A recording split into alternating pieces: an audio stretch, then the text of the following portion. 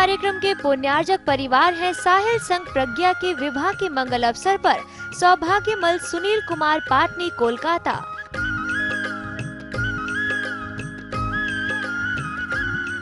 तीन भुवन में सार गीत राग विज्ञानता, शिव स्वरूप शिवकार नमः त्रियोग सारिके। पंच परमेष्ठी भगवान की जय। आइए 6 डाले की अगली चौपाई देखें। दुर्लभ लय जो चिंतामणि,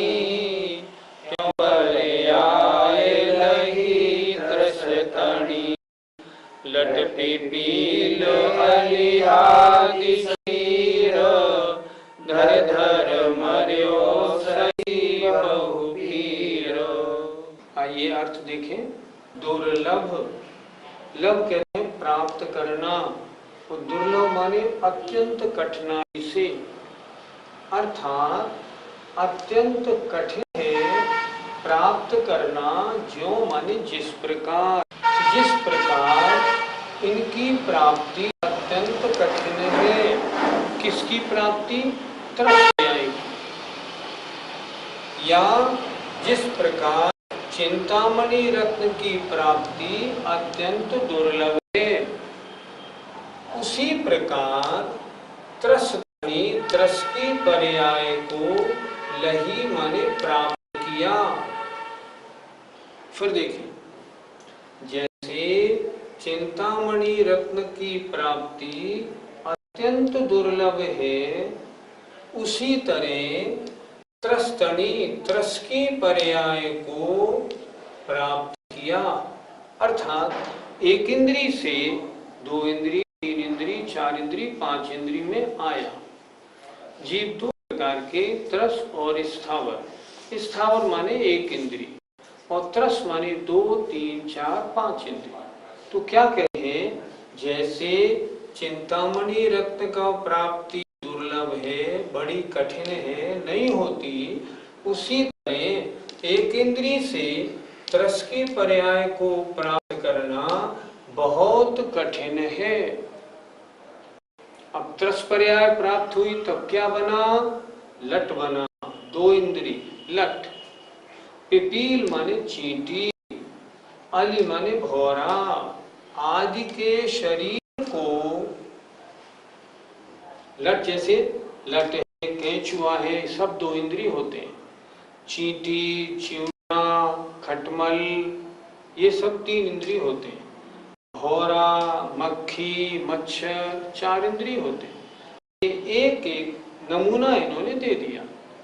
यहाँ इनके शरीर को धर धर बार बार धारण करके और मरा, और बहुत पीर माने दुख को सहा। पहले एक इंद्री में, सबसे पहले निगूद में रहा, निगूद से फिर पृथ्वी जल अग्नि कायिक वगैरह में आया, और वहां से जैसे चिंतामणि रत्न पाना बहुत दुर्लभ है, ऐसे ही बड़ी मुश्किल से त्रस पर्याय मिली। तो हम और आप सोचें, हम भी अनंत काल निगूद में थे, वहां कहां कहां आए और कितनी कठिनाई से इस मनुष्य पर्याय को हमने प्राप्त किया। पंडित जी, ये चिंतामणि रत्न क्या होता है? चाहिए क्या? जरूर। सबको चाहिए। चिंतामणि रत्न एक ऐसा रत्न होता है जो सोचो और आ जाए। आपने सोचा, मान लो खाने की वस्तु लड्डू, और लड्डू आ गया। आपने सोचा हीरे की डायमंड की अंगूठी, डायमंड की अंगूठी आ गई। इसे कहते हैं चिंता। चिंता माने चिंतन करे और वो फौरन दे दे, ऐसी मणि, ऐसा रत्न। हम पढ़ते हैं ना, जांचे सुरतरु देय सुख, याचना करने से कल्प वृक्ष सुख देते हैं। चिंतत चिंता रेन, और चिंतन करने से सोचा तो चिंतामणि रत्न उस फल को दे देता है।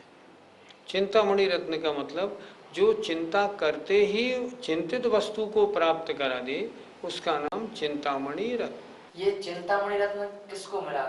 ये कथा कभी सुनने में आती है क्या? आज तक सुनने में नहीं आई। शास्त्रों में कोई उदाहरण सुनने को नहीं मिला। ये भी सुनने को नहीं मिला कि फलाने स्वर्ग में उस देव के पास चिंतामणि रत्न था। लेकिन चिंतामणि रत्न कोई वस्तु होगी तो जरूर, अगर नहीं होती तो उसका वर्णन फिर शास्त्रों में आता ही क्यों, और आचार्य ऐसा लिखते ही क्यों। इसलिए वस्तु तो है लेकिन उसका एग्जाम्पल कोई नहीं आता। इस स्थावर से त्रस में आया, लट बना, चींटी बना और भौरा बना, और क्या क्या बना ये अगले छंद में देखिए। कबहू पंचेंद्रिय पशु भयो, मन बिन निपटो अज्ञानी थयो। पंचेंद्रिय पशु भयो, मन बिन निपट अज्ञानी थयो। सिंहादिक सैनी वे क्रूर, निवल पशु हति खाए भूर। सिंहादिक सैनी वे क्रूर, निवल पशु हति खाए भूर। कबहू पंचेंद्रिय पशु भयो, मन बिन निपट अज्ञानी थयो। सिंहादिक सैनी वे क्रूर, निवल पशु हति खाए भूर। आइए अर्थ देखें। कबहू माने कभी। पहले चर्चा कहाँ तक हो गई थी? पिछले छंद में स्थावर था, स्थावर से त्रस में लट आदि 2 इंद्री, चींटी आदि 3 इंद्री, भौरा आदि 4 इंद्रियों में इसने बार बार जन्म लिया और दुखों को सहा। अब 4 इंद्री से आगे बढ़ रहे हैं। कबहू कभी, पंचेंद्रिय, पशु माने त्रयंच हुआ। इंद्रियां 5, स्पर्शन रसना घ्राण चक्षु कर्ण। जिसके 1 इंद्री स्पर्शन, जिसके स्पर्शन रसना 2 इंद्री, स्पर्शन रसना घ्राण 3 इंद्री, स्पर्शन रसना घ्राण चक्षु 4 इंद्री, और जिसके 5 इंद्रियां हैं वो पंचेंद्री। तो कभी पंचेंद्री त्रयंच हुआ। लेकिन पंचेंद्री जीव 2 प्रकार के, एक मन वाले एक बिना मन वाले। मन वाले माने सैनी, बिना मन वाले असैनी। तो कैसा हुआ? मन बिन, मन के बिना माने अज्ञानी, निपट माने अत्यंत अज्ञानी हुआ। पंचेंद्री तो हो गया लेकिन पंचेंद्री में मन नहीं था उसके, क्या कहलाया? असैनी। और कभी सैनी हुआ तो क्या हुआ? सिंहादिक सैनी वे क्रूर। और कभी सिंह आदिक शेर आदि, सैनी माने मन वाला, क्रूर जीव बना। ऊपर थी चर्चा मन के बिना अत्यंत अज्ञानी हुआ। अब मन सहित हुआ तो क्या बना? सिंहादिक सैनी, सिंह आदि, शेर हाथी घोड़ा आदि। तो सिंह आदिक सैनी हुआ, क्रूर हुआ। सिंह तो क्रूर होते। उस क्या किया उस पर्याय में? निबल माने कमजोर, पशुओं को, हाथी माने मार कर, खाए माने खाया, भूर माने बहुत। सिंह की अवस्था में क्या किया? जब सिंहादिक सैनी बना, क्रूर हुआ, तो जो अपने से कमजोर जानवर थे उनको मार मार कर बहुत माने खूब खाया। हे आत्मन, तुम हर पर्याय में तुम जहाँ गए तुमने पाप ही पाप किया, तुमने दुख ही दुख सहा, उसकी कथा हो रही है। पंडित जी, पंचेंद्रिय पशु कितने प्रकार के होते हैं? पंचेंद्रिय पशु 3 प्रकार के, जलचर, थलचर और नभचर। कुछ पंचेंद्रिय जीव जो जल में ही रहते हैं, जैसे मगर, मछली आदि, वो जलचर। कुछ पंचेंद्रिय त्रयंच ऐसे होते हैं जो पृथ्वी पर चलते हैं, घोड़ा, हाथी, शेर, हिरन, ये थलचर। और जो आकाश में उड़ते हैं, कौवा, चील, गिद्ध वगैरह, ये कहलाते हैं नवचर। ये पशु हैं और सभी पंचेंद्रिय होते हैं। तो पंचेंद्रिय जीव तीन प्रकार के, जलचर जल में रहने वाले, थलचर जमीन पर चलने वाले, नवचर आकाश में उड़ने वाले। असंगी पंचेंद्रिय जीव अपना कार्य कैसे करते हैं? जब उनके मन नहीं पाया जाता तो कैसे निर्णय करते हो? कभी आपने ये सोचा, एक इंद्री दो इंद्री भी तो असहनी है, वो कैसे काम करते हैं?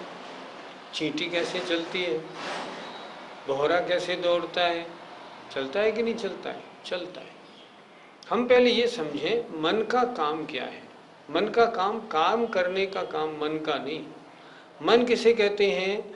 जो शिक्षा उपदेश ग्रहण कराए, अच्छा है बुरा है इसका ज्ञान हो, इसका नाम है मन। ज्ञान जो है वो तो आत्मा का स्वभाव है, वो तो हर जीव में पाया जाएगा।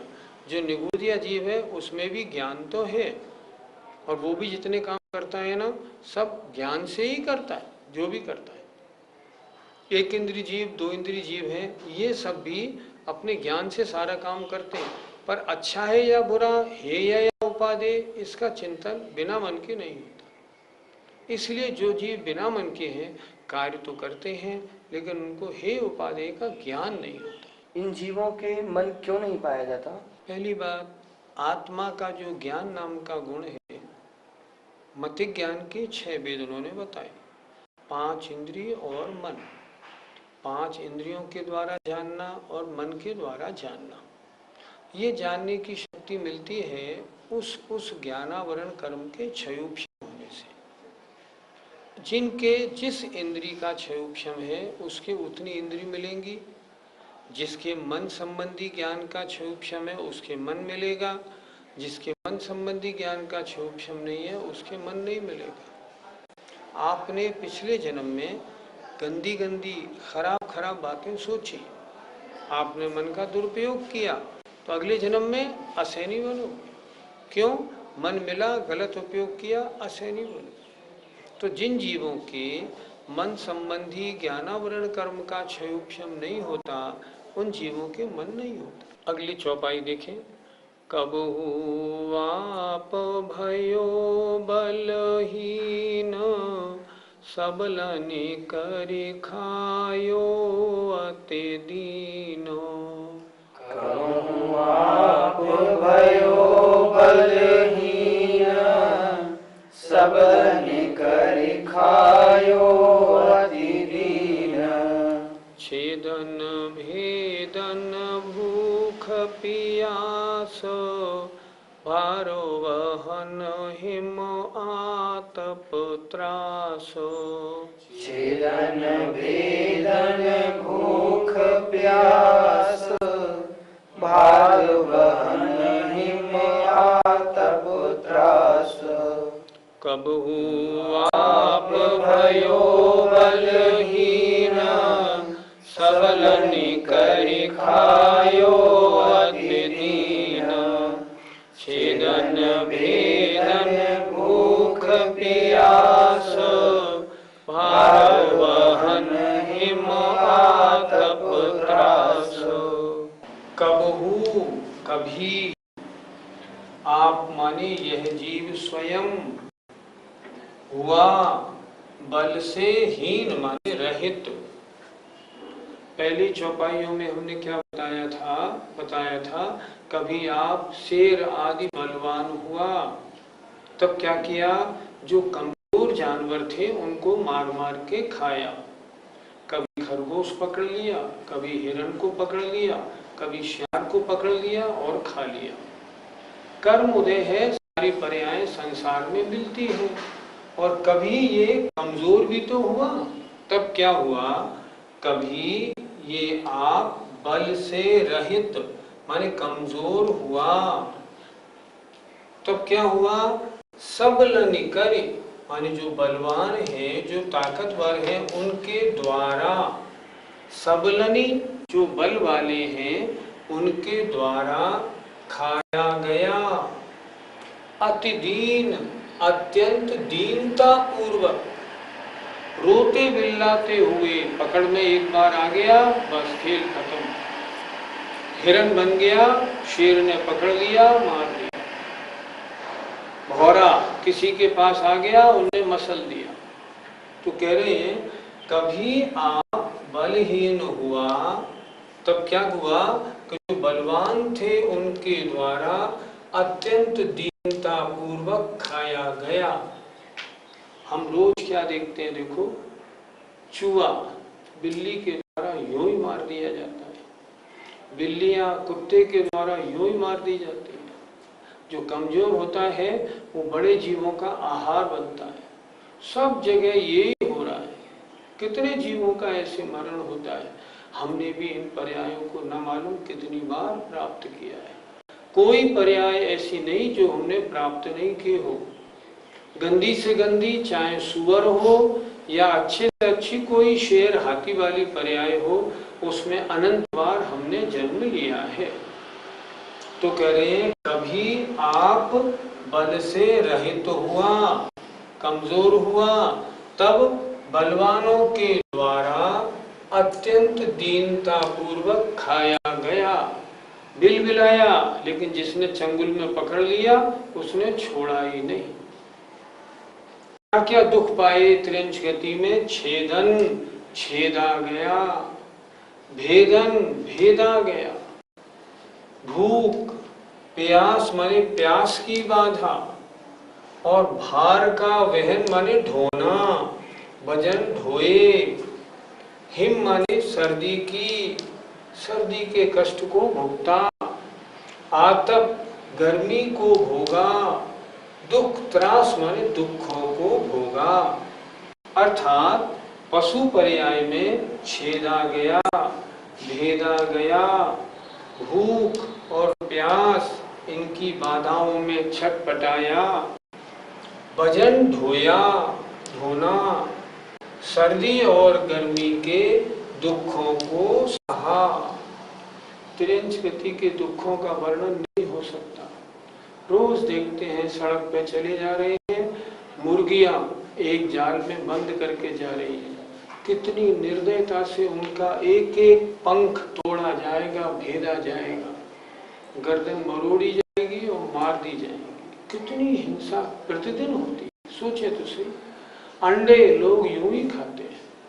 त्रिंच पर्याय में अंडा भी तो पंचेंद्री का है, क्या बात है। तो छेदा गया, भेदा गया। घोड़ा है, घोड़े के पैर में जब नाल ठोकी जाती है, कस के ठोक दी जाती है। जब नकेल बनाई जाती है, यहाँ से रस्सी पार की जाती है, किस तरह छेदा भेदा जाता है। त्रिंच गति के दुखों का वर्णन बहुत मुश्किल है। भूख, टाइम पे कोई खाना थोड़ी मिलता है। खाना जब सामने वाले की मर्जी आए दिया, आधा दिया, नहीं दिया, सारी बात। प्यास, गर्मी कितनी पड़े, पानी पीने का हिसाब नहीं मालूम। कितने जीव ऐसे हैं जो प्यास में तड़फ तड़फ के मर जाते हैं। वजन ढोने का कोई हिसाब नहीं। गधे के ऊपर देखो, ऊंट के ऊपर देखो, और किसी के ऊपर देखो, तांगे में घोड़ा जुता है, 4 सवारी बैठनी चाहिए, तांगे में 4, 6, 8, 10 सवारियां तक भर ले जाता है। कितना कष्ट होता होगा। और जब वो नहीं चलता है ना, तो ऊपर से जब डंडा और चाबुक मारी जाती है, ओहो कितनी पीड़ा होती होगी। भयंकर पीड़ा का काम है भार का ढोना। चूने की गाड़ियां, बैलगाड़ियों में सामान यूं ही भर दिया जाता है। शक्ति तो है मान लो 10 बोरी की, भर दी जाती है 20 बोरियां, और डंडे मारे जाते हैं। बहुत दुख है। और हिम सर्दी का, गाय है, गाय बंधी है, भयंकर सर्दी पड़ रही है, छटपटा रही है, कोई व्यवस्था नहीं कि उसके ऊपर कोई अच्छी तरह से ढकने का, टाट वगैरह की व्यवस्था हो, कोई नहीं करता। घर के अंदर कोठरी में भी बहुत से लोग नहीं रहते। आतप, इसी तरह गर्मी का भयंकर दुख होता है जो त्रिंच गति में प्राप्त करना पड़ता है।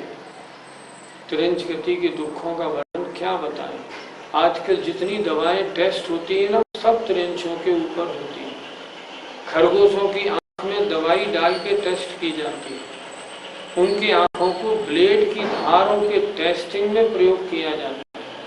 कितने दुख है, हजारों लाखों बंदर टेस्टिंग में मार दिए जाते हैं। आजकल नॉनवेज खाने वाले लोग कितने हो गए, पूछो नहीं। जीवों को कितने कट्टी खाने खुलते हैं। सुनते हैं आज से 50 साल पहले कितने थे, 500-400, आज कितने हो गए, 40,000 कट्टी खाने। क्यों हो गए? लोगों में नॉनवेज खाने का प्रचलन बढ़ा। तिरंज गति के दुख हैं। जिस समय कट्टी खाने में जीव मारा जाता है, कोई भैंस वगैरह, पहले उसको गरम गरम पानी उबलता डाल के किस तरह निर्दयता पूर्वक उसका मरण किया जाता है। ये तिरंज गति के दुख हैं। हमने एक जगह देखा, जिन सूअरों के बाल बड़े हो जाते हैं, कितनी निर्दयता पूर्वक उनको उखाड़ा जाता है। किसी भी तिरंज को हम देख लें, उसकी मृत्यु बहुत भयंकर होती है। किसी भी तिरंज की मृत्यु अच्छी नहीं होती। अंतिम समय सब संक्लेश पूर्वक ही मरते हैं। पंडित जी, तिरंज गति में जन्म किन कारणों के कारण होता है? तत्वार सूत्र में एक सूत्र दिया है, माया तैर्यग योनश्य, अर्थात मायाचारी करना, छल कपट करना तिरंज आयु का आश्रव है। छल कपट का मतलब होता है मन में कुछ, कहना कुछ, शरीर से कुछ, इसे कहते हैं छल कपट। छल कपट का मतलब होता है डुप्लीकेट सामान बेचना, नकली चीज बनाना, एक सी दिखने वाली दोनों वस्तुओं को महंगी वाली वस्तुओं में मिलाकर महंगी कहकर बेचना। ये सब चीजें छल कपट में आती हैं। इन चीज़ों को करते समय अगर आयु का बंध होगा तो तिरंज आयु का बंध होगा, और तिरंज आयु में ऐसे दुख भुगतने पड़ेंगे। जितने भी तिरंज होते हैं ना, ये नहीं सब ऐसे दुख भोगने वाले होते हैं, कुछ सुख भोगने वाले भी होते हैं। जैसे राजा का घोड़ा, चक्रवर्ती का हाथी, बड़े बड़े लोगों के घरों में आजकल कुत्ते पाले जाते हैं।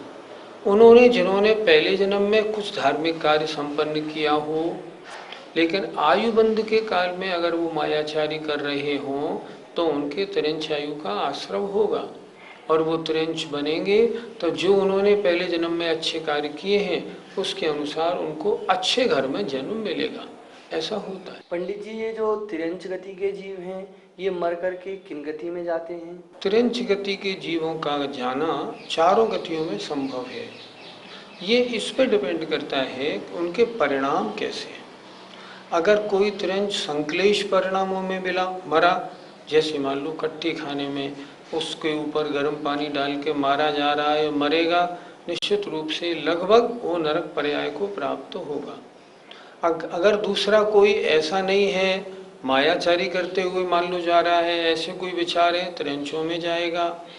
परिणामों में अगर मान लो सरलता होगी, भद्रता होगी, मरण करेगा तो मनुष्य पर्याय में जाएगा, और तिरंज पर्याय में रह के अगर सम्यक दर्शन को प्राप्त कर लेगा और व्रतों को धारण कर लेगा तो निश्चित स्वर्ग में जाएगा। तिरंज पर्याय में ऐसा नहीं कि सारे जीव अधोगति में जाते हों। जो सैनी पंचेंद्रिय होते हैं और व्रतों को धारण कर लेते हैं, वे तो नियम से स्वर्ग ही जाते हैं। आचार्यों ने तो यहाँ तक लिखा है कि स्वयंभू रवण समुद्र के तिरंजों के द्वारा वैमानिक देवों में 16वें स्वर्ग तक अधिक सीटें उन्हीं के द्वारा भरी जाती हैं। अर्थात स्वयंभू रमण समुद्र में असंख्यात तिरंज ऐसे हैं जो व्रती हैं, सम्यक दृष्टि हैं, पंचम गुरु स्थान व्रती हैं, सब मर के ऊपर वैमानिक देवों में 16वें स्वर्ग तक उत्पन्न होते हैं। तो तिरंज गति में जैसे परिणाम वैसी गति। तिरंज चारों गतियों में जा सकते हैं, निगोदिया भी बन सकता है, और ऊपर अगर गमन करे तो 16वें स्वर्ग तक जा सकता है। तिरंज व्रती होते हैं, वो कैसे होते हैं? तिरंज व्रती ऐसे होते हैं जिनके अनंतानुबंधी और अप्रत्याख्यान वर्ण कषाय का अनुदय हो जाए तो वो व्रतों को धारण कर लेते हैं। आचार्यों ने लिखा, जैसे मान लो हाथी है, हाथी क्या खाएगा? सूखे पत्ते खाएगा। जैसे मान लो स्वयंभू रमण समुद्र का मत्स्य है, वो क्या खाएगा? समुद्र में पैदा होने वाले जो वृक्ष हैं, फल फूल हैं, वो खाएगा, जीवों को नहीं खाएगा। पानी कैसे पिएगा? वो ऊपर आएगा, जहाँ सूर्य के द्वारा पानी गर्म हो गया है उस पानी को पिएगा। तिरंज भी ऐसा नहीं कि विवेकी नहीं होते हैं, सैनी है, पंचेंद्रिय है, विवेक होता है। भगवान महावीर के जीवन चरित्र में जो सिंह का जीव था, उसने तो अंत में कितनी अच्छी संलेखना की थी। उसने तो चारों प्रकार के आहार का ही त्याग कर दिया। तो विवेकी तो होते हैं। भगवान पार्श्वनाथ का जीव पहले हाथी था, कितनी अच्छी उसकी चर्या थी। इस तरह त्रिंच भी व्रती होते हैं, उनके 5वां अणुव्रत होते हैं। हाँ, ये बात अलग है, वो श्रावक नहीं कहलाते, पर गुणस्थान 5वां होता है, उनके 5वां अणुव्रत पाए जाते। इस तरह आज हमने क्या सुना, आज 6 डाले में 3 छंद हुए। हमने उनमें सुना, कभी ये जीव निगूढ़ में एक इंद्रिय में था, उसके बाद फिर त्रस बना, त्रस बनने में कमज़ोर बना, असैनी बना, ऊपर आया तो सैनी बना, और निर्बल जीवों को खूब मार मार के खाया। और उन त्रिंच गति के दुखों का वर्णन भी अभी आपके सामने दिया हुआ है ही। बहुत तरह के दुखों को, छेदन भेदन आदि दुखों को इसने पाया। ये दुख त्रिंच गति के सामान्य दुख हैं। जो भी त्रिंचों में पैदा होता है, उन सबको ये दुख भोगने ही पड़ते हैं। हम क्या करें? हम ये करें, मायाचारी से दूर रहें, हम सरल बने। जैसा मन वैसा वचन वैसी काय। अगर हम जीवन में सरलता को अंगीकार करेंगे तो त्रिंच गति के ये दुख हमें भोगने को नहीं मिलेंगे। हमें आशा है हम सब लोग ऐसा संकल्प अपने जीवन में बनाएंगे। समय आपका हुआ है। जय जय जय जिनेंद्र। इस कार्यक्रम के पुण्यार्जक परिवार है साहिल संघ प्रज्ञा के विवाह के मंगल अवसर पर सौभाग्यमल सुनील कुमार पाटनी, कोलकाता।